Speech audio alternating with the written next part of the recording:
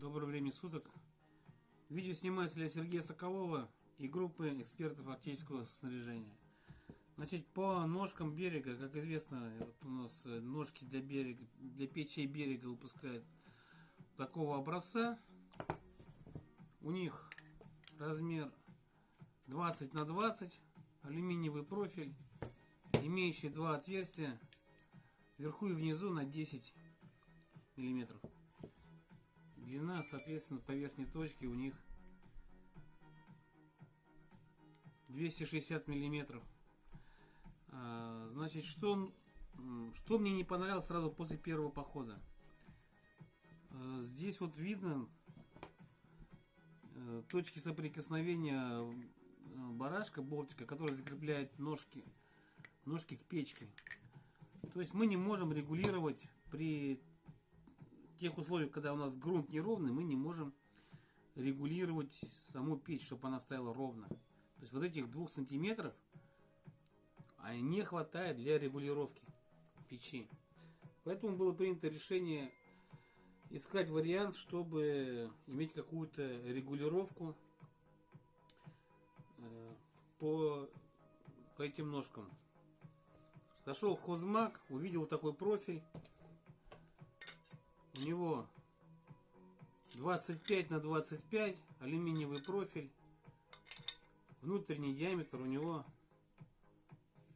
22. И как раз я взял вот эту ножку и с ней пошел, примерил. Смотрю, спокойно входит вот сюда. Получается миллиметр на сторону. И, значит, задача была какая стоять? Просто, чтобы мы смогли отрегулировать горизонтальную, чтобы печка стала горизонтальной. Размер взял произвольный, но как произвольный? Просто из того материала, который был у меня, который купленный, алюминиевый профиль, просто туда влезло 4 ножки вот таких вот, такого размера, значит. 240 миллиметров. Ну и там оставался кусок там на 1-2 ножки, ни туда, ни сюда, в общем, в принципе. Вот, поэтому можно было, конечно, взять и больше размер, там, и 300 миллиметров, и 500 миллиметров можно было взять. Ну, это же чисто первоначально, поэтому у меня получилось 240 миллиметров. Длина такая. Потом расчет был сделан, то что здесь вот технологическое отверстие сделано фрезой на 10 миллиметров, потому что у самих ножек берега здесь тоже 10 миллиметров отверстие. В то же время, если бы мы взяли 12, то стенки были бы тоньше и, скорее всего, ножки бы прогнулись. Вот, поэтому, если взять здесь отверстие там 6 миллиметров или 8, то, ну, не знаю, было бы плохо регулировать. То есть здесь бы тогда болт болтался, вот здесь, в этом отверстии. Покупаем вот такой болтик с барашком. Под шестигранник. Почему под шестигранник? Потому что шестигранник удобнее носить в походе. Вот. Да, в принципе, он и не нужен. Барашек хорошо держит. Там мы берем, всовываем вот сюда. Вот. Вот это первое отверстие, которое находится внизу. Вставляем сюда вот этот болт. Минуточку.